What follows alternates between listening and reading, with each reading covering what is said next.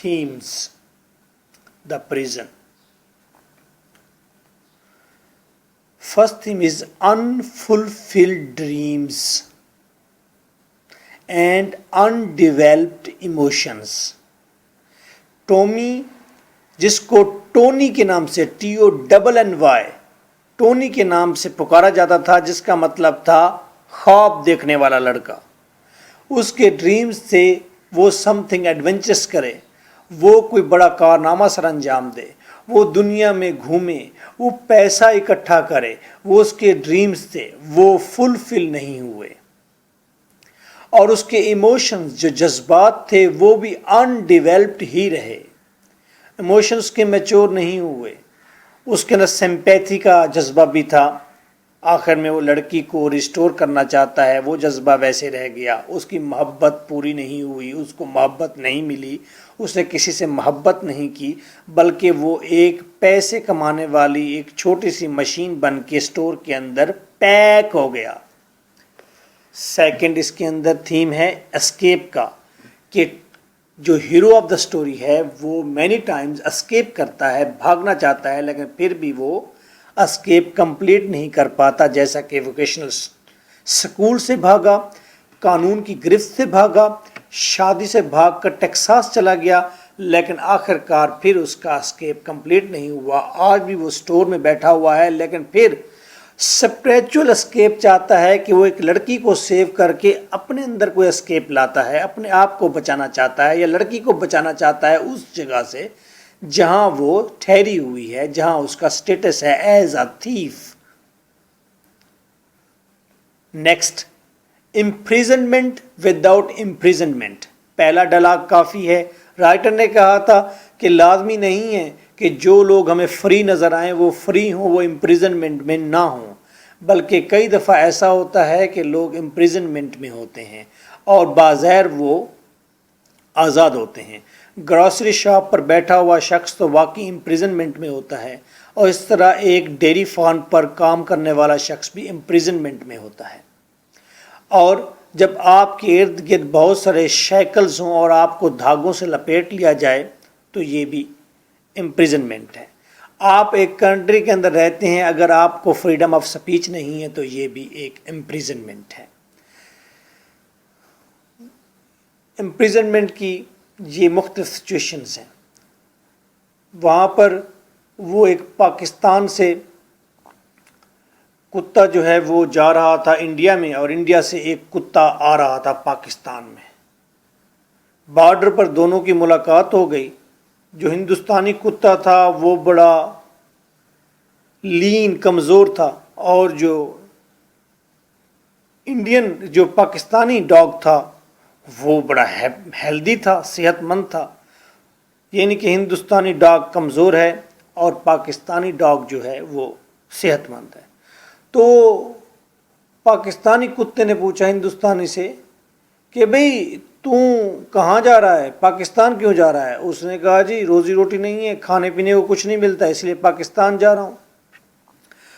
हिंदुस्तानी dog ने बड़े ताज्जुब से पूछा पाकिस्तानी कुत्ते से कि तू क्यों जा रहा है, तू तो सेहतमंद है, अच्छा खाता पीता है, तू हिंदुस्तान में क्यों जा रहा है? उन्होंने कहा पाकिस्तान में खाने पीने को बहुत मिलता है, लेकिन भौंकने नहीं देते, भौंकने की इजाज़त नहीं है। तो वो भी एस्केप कर रहा था कुत्ता जब वो हिंदुस्तान जा रहा था, क्योंकि उसको भौंकने नहीं देते थे। तो इम्प्रिजनमेंट यहाँ सबसे बड़ा थीम है। ये तो मैंने आपको एक जोक सुनाया है, सबसे बड़ा थीम है। और हम जब इस हीरो को देखते हैं तो हीरो स्कूल की इम्प्रिजनमेंट से भागता है, कानून की इम्प्रिजनमेंट से भागता है, और फिर यही शख्स शादी की इम्प्रिजनमेंट से भागता है, और फिर जाकर वापस उसी इम्प्रिजनमेंट में आ जाता है। हालांकि सामने इम्प्रिजनमेंट नहीं है, लेकिन दर हकीकत वो इम्प्रिजनमेंट है। इसमें जितनी भी बातें मैं डिस्कस करूंगा थीम्स के हवाले से आगे जाकर, या पहले जो डिस्कस कर चुका हूँ, सारी बातें इसी इम्प्रिजनमेंट के टाइटल में आ जाती हैं। इसी यही बड़ा थीम है और इसी के बारे में ही सवाल आता है। इम्प्रिजनमेंट में एक बात लवलेस मैरिज भी है। अगला थीम भी हमारा लवलेस मैरिज है कि उसकी शादी बग़ैर मोहब्बत की शादी थी, जिसमें उसको कोई इंटरेस्ट नहीं था। उसके फेल्ड रिलेशनशिप थे, ٹومی کا relationship with his own father, Tommy کا relationship with his father in law, Tommy کا ریلیشن شپ اپنی وائف کے ساتھ، ٹومی کا ریلیشن شپ وہ جو ڈیولپ ہونے جا رہا تھا اس تھیف لڑکی کے ساتھ، وہ بھی فیلئر کا سبب بنا، وہ بھی فیلئر میں آیا.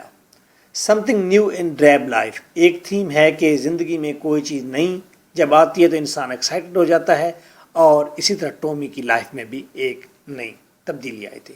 ہز ارلی لائف، اور ٹومی کی ارلی لائف کو بھی یہاں پر دکھایا گیا ہے انکل ڈوم کے ساتھ، کس طرح وہ چوریاں کیا کرتا تھا. انکل ڈوم اس وقت پریزن میں ہیں، جیل میں ہیں. اور پھر ریفارم، یہاں پر ایک ٹاپک ریفارم کا بھی ہے کہ ٹومی جو کہ ایک اچھا کریکٹر بھی ہے، اس کے اندر ایک اچھی چیز بھی ہے. He want to reform the girl, وہ لڑکی کو سیدھے راستے پر لانا چاہتا ہے. اس کے لیے نہ اسے ڈانٹتا ہے اور اسے ہر دفعہ ایک نئے سٹیپ سے، نئے طریقے سے، نئی سوچ سے بہتری کی طرف لانے کی کوشش کرتا ہے. اور آخر میں اسے ناکامی کا سامنا ہوتا ہے جب لڑکی اس کو منہ بنا کے دکھاتی ہے، زبان دکھاتی ہے. سالویشن، اصل میں سالویشن کا مطلب نجات ہے، وہ نجات جو آپ نے خدا سے اپنے گناہوں کے سبب حاصل کرنی ہے، معافی مانگ کر. تو کوئی اچھا کام کر کے سالویشن حاصل کی جا سکتی ہے، جس طرح کہ جیزس کرائسٹ نے اپنا خون دے کر، پھانسی پر لٹک کر، اس نے پوری اپنی امت کے لیے سالویشن گین کی تھی. اسی لیے یہ شخص بھی یہاں پر بیٹھا ہوا اپنے آپ کو قید کر کے بیٹھا ہے، لیکن وہ لڑکی کو ریفارم کر کے، سیو کر کے سالویشن حاصل کرنا چاہتا ہے. Failure of expected life in himself, اس کی اپنی لائف کے اندر فیلئر ہے. جو وہ ایکسپیکٹ کر رہا تھا، زندگی ایک ایڈونچرس، ایک کھلی دور دراز گھومنے پھرنے کی، پیسہ اکٹھے کرنے کی، اس میں ناکامی ہو گئی ہے اسے. فیلئر ان گرل، اور اس لڑکی کو ریفارم کرنے کی جو اس کی خواہش تھی، ایکسپیکٹیشنز تھی کہ جب وہ یہ کہے گا کہ اسے چاکلیٹس میں نے خود دی ہیں، تو لڑکی اسے شکریہ والے نگاہ میں دیکھے گی اور پھر آئندہ دوبارہ کبھی چوری نہیں کرے گی اس پازیٹیو ایٹیٹیوڈ کو دیکھ کر. لیکن لڑکی نے اسے جب زبان دکھائی ہے تو اس کا مطلب یہ تھا کہ مسٹر ٹومی تم بچے ہو، اس سے کچھ فرق نہیں پڑنے والا مجھے. And after this an affirmation of life, affirmation of life تسلیم کرنا. آپ پہلے میلا موڈ کی ایک کہانی پڑھ چکے ہیں، ٹیک پیٹی ان بی اے، ٹیک پیٹی. اس کے اندر بھی اینڈ پر آ کے دیکھیں، جو ایوا ہے وہ سرنڈر کر لیتی ہے، ہاتھ کھڑے کر لیتی ہے اور کہتی ہے اوکے. وہ روزن سے کہتی ہے دیٹس اوکے، میں نے سرنڈر کر دیا، میں نے مان لیا. تو یہ زندگی کی طرف افرمیشن ہے. زندگی میں تمام چیزیں آئیڈیل نہیں ہوتی، بہت ساری چیزیں آپ سوچتے ہیں، آئیڈیالائز کرتے ہیں، لیکن بعد میں آپ کو کمپرومائز کرنا پڑتا ہے. آج میں نے اپنا پھر سودا کیا،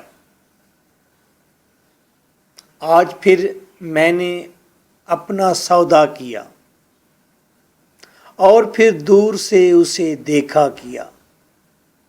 زندگی بھر کام آئے میرے اصول، زندگی بھر کام آئے میرے اصول، ایک ایک کر کے انہیں بیچا کیا.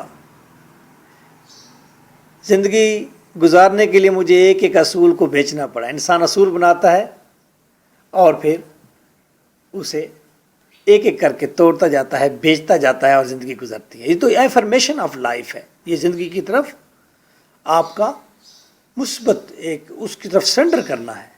میچورٹی، اور پھر کریکٹر کی maturity. Only one character is over there, that is to me.